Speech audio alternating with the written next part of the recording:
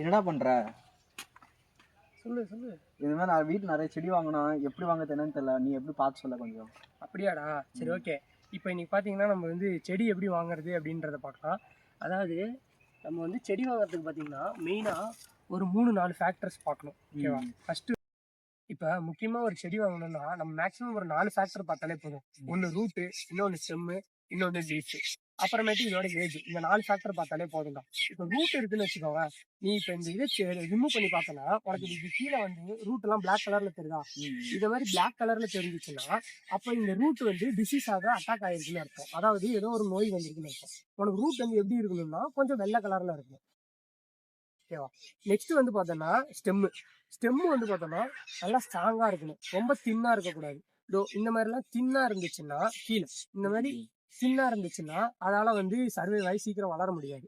இது மாதிரி நல்லா ஸ்ட்ராங்கா இருக்கிற மாதிரி ரூட்டா இருக்கணும். நெக்ஸ்ட் வந்து பெண்ட் ஆகக்கூடாது. பெண்டா இருந்துச்சுனாலும் அதால வந்து கரெக்டான நம்மளுக்கு வந்து ட்ரங்க் வந்து கரெக்டா வராது. ஸோ வந்து பெண்டா இருக்கக்கூடாது. நல்லா ஸ்ட்ராங்கா இருக்கிற மாதிரி செலக்ட் பண்ணிக்கணும். நெக்ஸ்ட் வந்து பார்த்தோன்னா லீஃப். இப்படி எந்த வித ஸ்பாட்ஸும் வரக்கூடாது. நெக்ஸ்ட் வந்து இந்த லீஃப் வந்து நல்லா கிரீனிஷா இருக்கணும்.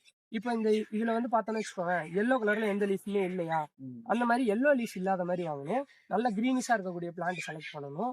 நெக்ஸ்ட் டிசீஸ் எதுவும் அட்டாக் ஆயிருக்கான்றத பார்க்கணும். இப்போ இதுல வந்து பார்த்தோன்னா லீஃப் கேர்ளு, அதாவது இலை ஏதாவது சுருட்டிட்டு இருக்கான்னு பார்க்கணும். எல்லோ கலர்ல ஏதாவது லீஃப் இருக்கான்னு பார்க்கணும். நெக்ஸ்ட் என்னென்ன ஏதாவது ஸ்பாட்டோ டிசீஸ் ஏதாவது அட்டாக் ஆயிருக்கான்றத நல்லா பார்த்துக்கணும். அப்புறம் வந்து பார்த்தோன்னா இந்த செடியோட ஏஜ். இப்போ இந்த செடியோட ஏஜ் வந்து நான் ஏன் பார்க்க சொல்றேன்னா, இப்போ இதோட ரூட்ஸ் எல்லாமே வந்து காயில இருக்கும் ஏஜ் அதிகமான பிளான்ட்ல.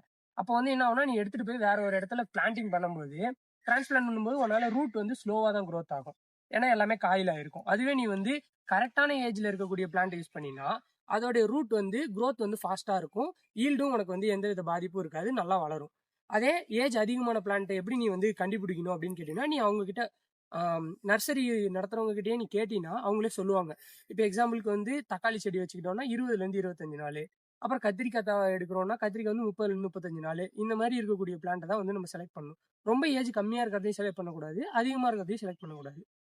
ஏன் ஏஜ் வந்து நம்ம பார்க்கணும்னு சொல்றோம்னா, அப்பதான் வந்து உனக்கு வந்து ஏர்லி ஃப்ளவரிங் வரும். ஏர்லி ஃப்ளவரிங் வந்துச்சுன்னா நம்மளால வந்து ஈல்டு வந்து நம்மளுக்கு நல்லா இருக்கும். ஸோ வந்து நம்மளால ஏஜ் வந்து ஒரு முக்கியமான ஃபேக்டர்னு பார்க்குறோம். இதெல்லாம் நீ பார்த்தாலே உனக்கு வந்து நல்ல செடியா தேர்ந்தெடுக்க முடியும். ம்.